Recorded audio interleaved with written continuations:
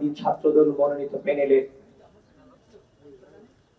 সদস্যবৃন্দ এবং আমার সামনে উপবিষ্ট দিনকে রাত, রাতকে দিন করে বিশ্ববিদ্যালয়ের পরিবেশ পরিস্থিতিকে স্থিতিশীল রাখবার জন্য আমার প্রিয় সাংবাদিক বন্ধুগণ যারা কষ্ট করে যাচ্ছেন, আপনারা সহ সকলের প্রতি আমার আন্তরিক সশ্রদ্ধ সালাম ও সংগ্রামী শুভেচ্ছা জ্ঞাপন করছি। প্রিয় উপস্থিতি, আজকের এই দিনটাতে, এই সময়টাতে আমাদের থাকার কথা ছিল faculty to faculty, student to student আমাদের প্রেসার দেওয়ার কথা ছিল, কিন্তু দুঃখজনক হলেও ব্যাপারটা সত্য। আজকে আমরা এখানে দাঁড়িয়ে গণ অভ্যুত্থান পরবর্তী সময়ে বাংলাদেশে, নতুন বাংলাদেশে আমার একজন বোনের হেনস্থার শিকার হওয়ার জন্য আজকে আমাকে প্রতিবাদ করতে হচ্ছে। প্রিয় বন্ধুগণ, এই 5 আগস্ট সংগঠিত হওয়ার জন্য আজকে আমার ঢাকা বিশ্ববিদ্যালয়ের বোনগুলো যদি ভূমিকা না রাখত, আমার এই বোনেরা যদি ভূমিকা না রাখত, তাহলে কিন্তু আজকে বাংলাদেশে পরিস্থিতি নিঃসন্দেহে ভিন্ন হবে। আমি অনুধাবন করি সেই সময়টাতে, যে সময়টাতে 15 তারিখ হামলার পরে, 15 জুলাই হামলার পরে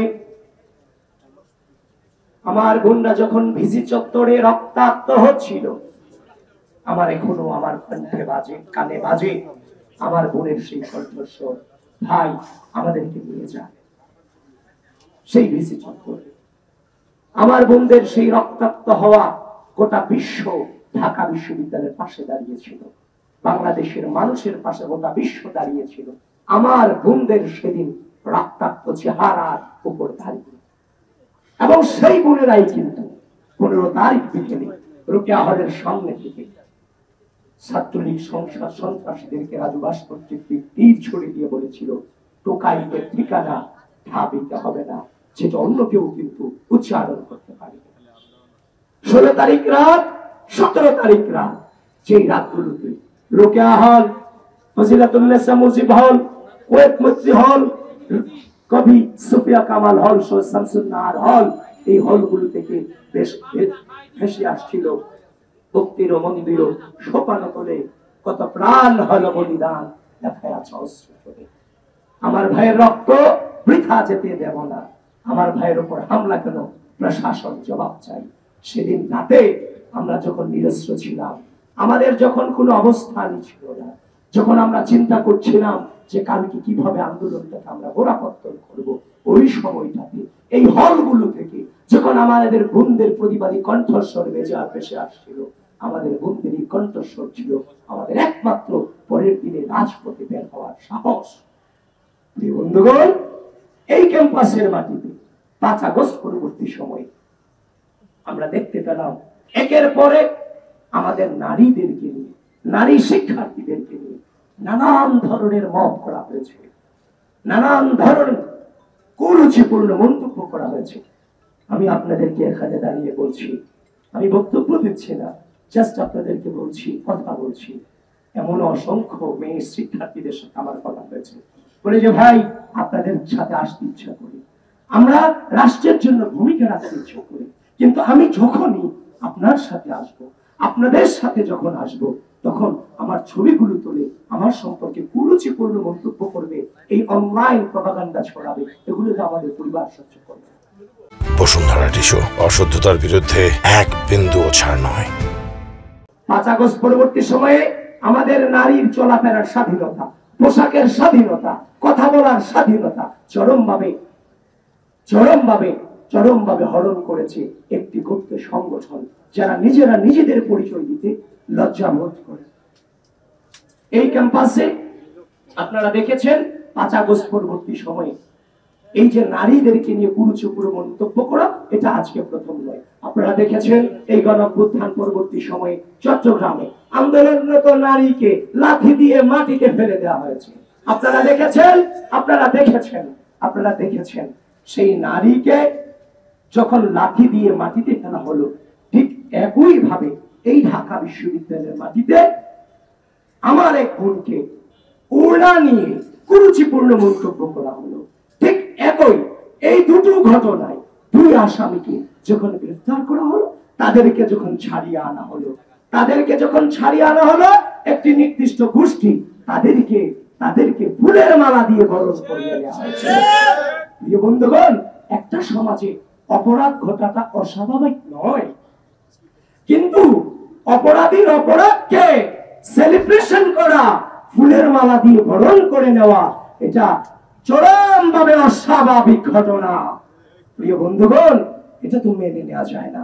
শুধু তাই নয়, আপনারা জেনে থাকবেন গত কদিন আগেও ঢাকা বিশ্ববিদ্যালয়ের ডিএসসিতে একজন বোনের ছবি ফোনে জুম করে করে তোলা হচ্ছিল।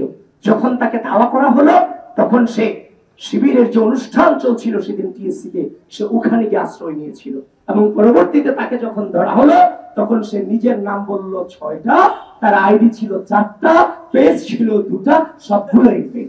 এই হচ্ছে পরিস্থিতি। শুধু তাই নয়, গতকালকে দেখেছেন এর ব্যাপক প্রভাব, যেটা হচ্ছে এর আগে যে প্রশাসন নীরব ভূমিকা পালন করেছে, গতকালকে দেখেছেন এরই ফলশ্রুতিতে আলী হোসেন নামে একজন ব্যক্তি ঢাকা বিশ্ববিদ্যালয়ে পড়ুয়া আমাদের একজন সহপাঠীকে নিয়ে গণধর্ষণের পদযাত্রার ঘোষণা দিয়েছে।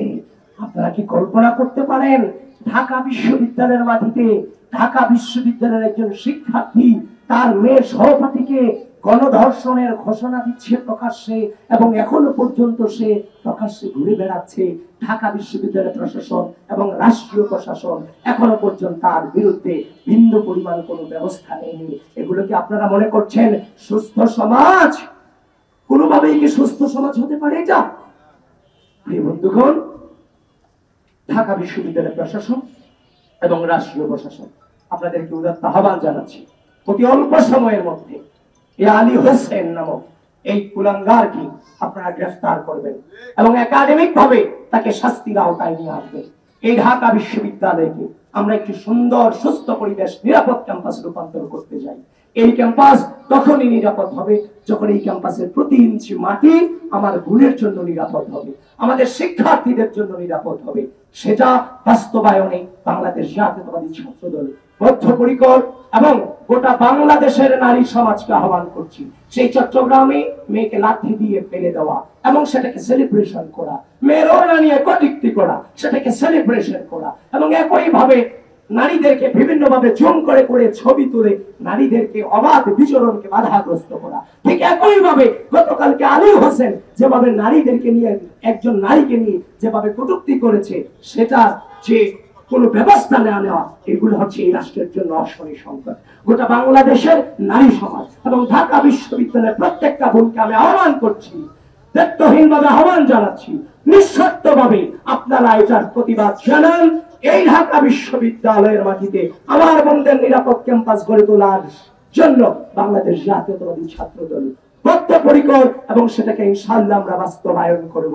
এবং তারই সাথে আরেকটা জিনিস আমি এড করে দিচ্ছি, ডাকসু নির্বাচনকে বানচাল করার জন্য ইতিমধ্যেই বাংলাদেশ জাতীয়তাবাদী ছাত্রদল এই প্যানেলে এবং বাংলাদেশ জাতীয়তাবাদী ছাত্রদলের প্যানেলে প্রার্থীদেরকে রাজনৈতিক ভাবে মোকাবেলা করতে ব্যর্থ হয়ে বিভিন্ন ভাবে অনলাইনে বিভিন্ন ভাবে প্রপাগান্ডা ছড়ানো হচ্ছে। প্রিয় দেশবাসী এবং ঢাকা বিশ্ববিদ্যালয়ের শিক্ষার্থীবৃন্দ, আপনারা সচেতন থাকবেন। ডাকসু নির্বাচন যথাসময়ে অনুষ্ঠিত হবে। গতকালকে আমরা যে মতটা দেখেছি, যে পরিকল্পিত মতটা আমরা দেখেছি, আমাদেরকে পরিকল্পিত ভাবে যেভাবে বিশ্ববিদ্যালয়ে উত্তপ্ত করা হয়েছে, এটা নিয়ে প্রিয় সাংবাদিক বৃন্দ আপনাদেরকে বলছি, আপনারা অনুসন্ধান করুন। একজন প্রার্থিতার বৈধতা নিয়ে চ্যালেঞ্জ করা হয়েছে। যদি সিদ্ধান্ত আসে তাহলে প্রার্থিতার বৈধতা অবৈধতা নিয়ে সিদ্ধান্ত আসবে। সেখানে গোটা নির্বাচন প্রক্রিয়াকে স্থগিত করা পরিকল্পিত মনে হয়েছে আমাদের কাছে।